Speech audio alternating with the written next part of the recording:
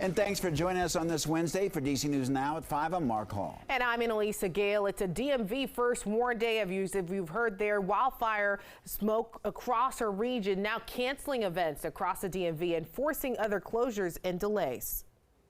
Yeah, we've got team coverage of this haze this afternoon. Daniel Hamburg is going to tell us how the conditions are impacting groups across the DMV. And Skylar Salas is speaking with people about how they're dealing with the smoke. Yeah, but first, meteorologist Damon Matson is joining us live in the studio. Damon, these conditions are pretty serious. I, for one, would not want to be out there for too long. Yeah, that's exactly what you need to be doing if you are having to venture outside. Limit that time outdoors, folks. This is something that I feel like is going to be remembered for quite some time, and it's certainly something that I have never experienced at all here, as we are dealing with a lot of smoke and haze that is really impacting that air quality. You see the pink and the red here on the map. Things have slightly improved across parts of the DMV, but all of that pink and red indicates the unhealthy air that is circulating about out there with all of this wildfire smoke and haze. And unfortunately, it possibly could get worse before it gets better, folks. You see the pink and purple here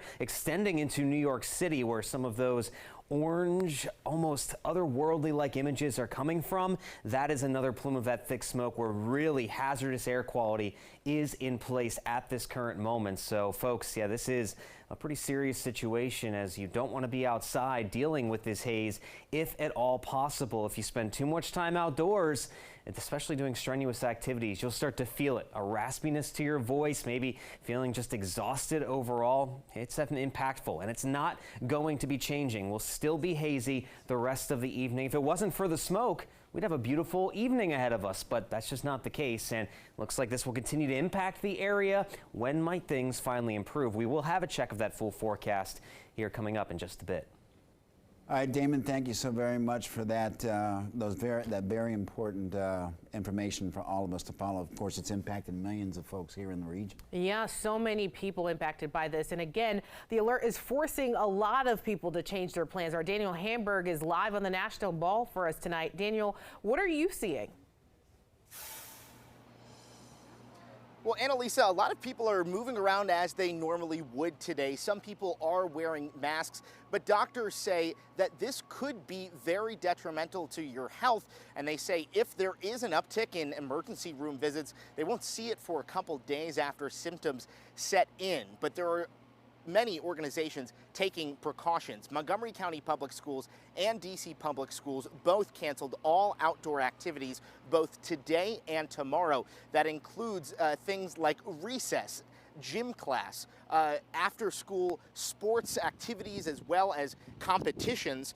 Now in Fairfax County, Virginia, outdoor graduations were held this morning, the district leaving it up to individual schools to make decisions about outdoor activities. I talked with an emergency room doctor from MedStar Health who says the air quality can make things worse for people with underlying breathing and heart conditions, but even healthy people can have problems if they're overexerting themselves. Children are definitely at risk for having some breathing issues, as well as the elderly too. So I think it was probably a good idea on that matter. In California, correct me, but they do all their sports in the morning before the air gets bad. So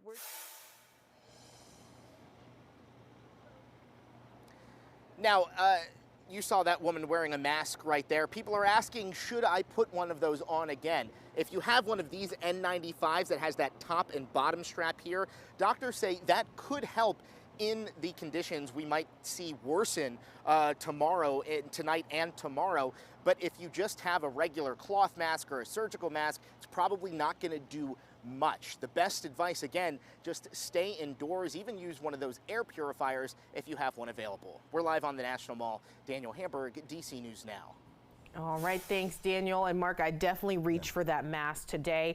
And as that wildfire smoke sets in, we're checking in on people out and about in our communities all across the DMV. Yeah, the haze and the smoke lingering over the DMV has caught the attention of many residents and has caused some to be physically affected. Our Skylar Salas spoke with people around the district about what they're seeing and feeling outside. Skylar, what are they saying? Good evening.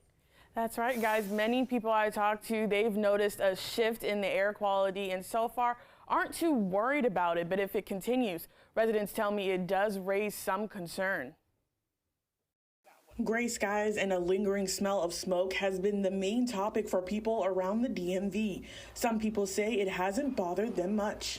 You're going to have to do what you need to do to survive. And so far, after COVID, this is nothing. A little bit of bad air quality, it happens. But when I did leave my apartment this morning, I did see the fog or like the little mist in the air. It smelled like plastic. But other residents expressed their concern and how this needs to be taken seriously. I am worried, only because it's not really talked about. It's not really a big deal. A lot of people have asthma. A lot of people have seasonal allergies, but I feel like people just brush it's just allergies. Oh, it's just asthma, and there's not really okay. Residents say if this continues, they are strongly thinking to bring back mask wearing until it clears. That's something I don't want to happen, but if they say that's what's best for us, I guess that's what we'll have to do. And as we heard, if you have little ones or yourself have other medical conditions like asthma or allergies, you might want to limit your time outside. Reporting in the studio, Skylar Salas for DC News Now. All right, thanks, Skylar. And this smoke in our area, just turning around here, this is Roslyn. You can still see it at this hour at 5:07. Causing some serious health concerns. Our Chris Flanagan spoke with Dr. Murray Ramanathan from Johns Hopkins University. He's an air quality expert. He has more tonight on some of those concerns. The amount of particulate pollution in the air is actually some of the highest it's been in years. And susceptible populations, people with asthma, people with chronic sinusitis, people with other upper respiratory conditions are very susceptible to air pollution. And their disease and their conditions can get worse. Even for people that don't have these diseases, chronic air pollution exposure has been shown to be associated with a lot of health problems. If these wildfires continue several more days, perhaps even several more weeks, how concerning is that long term? So if this continues for longer, I think the main thing is for people that are outdoors, it's important to limit exposure outdoors. Luckily now, we're used to wearing masks, but I think masks can certainly help that. Other things that patients can do that have nasal problems is they can use saline rinses to rinse out the particulates. But I think of all the things out there, probably limiting exposure on days where particulates are the highest is probably the most valuable. Again, that was our Chris Flanagan. Thank you. And DC police have now released the name of one of the district's latest homicide victims. Someone shot and killed 29-year-old Joshua White Tuesday night at the Shell station on the corner of Southern Avenue and Capitol Street Southeast. And his death, Annalisa, marks the 100th homicide in the district this year. That's according to the head of the police union, and that has not happened this early in 20 years. Dave Laval joining us live from where this incident happened now. Dave, what are people in the area saying about all of this? Good afternoon, Mark and Annalisa. We've actually had more than 100 homicides. 2 more deadly shootings that took place just hours after the one at this Shell gas station Tuesday night.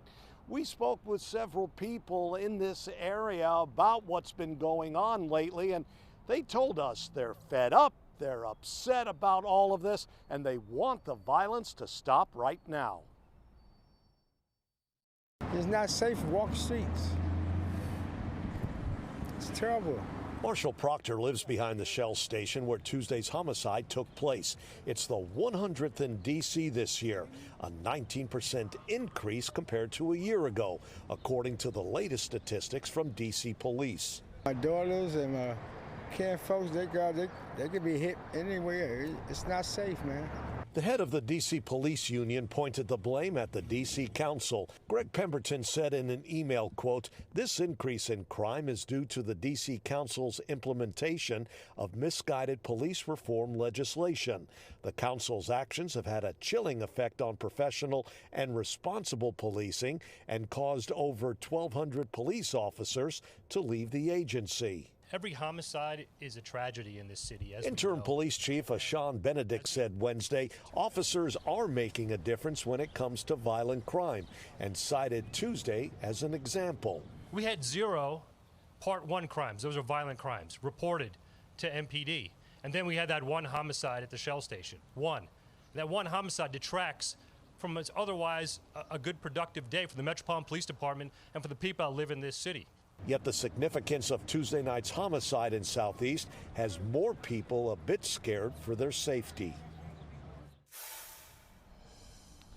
Council President Phil Mendelson's office sent us a reply to the union's claims. It's the same as when Mendelson testified before Congress in March, in which he said there's no crime crisis in D.C. Mendelson pointed out then last year saw 7% fewer violent crimes around the district compared to 2021. And 45% fewer violent crimes compared to 2012. We're live in Southeast. Dave Laval, DC News Now. All right, Dave, thank you. So plenty of news ahead here on DC News Now at 5. Yeah, coming up after the break, lawmakers on Capitol Hill are reacting to the Canadian wildfire smoke blanketing the eastern U.S. Still to come, our Washington correspondent will break down how they're responding. You can still see that hazy smoke. And not today, but soon it'll be time to jump back into the pool. We're helping you stretch your dollar if you're in the market for a new swimsuit this year. You're watching DC News Now at 5, covering the news where you live across the DMV. Our team coverage of this air quality continues after this break on this first warn day for the DMV. We'll be back with more news and weather after this.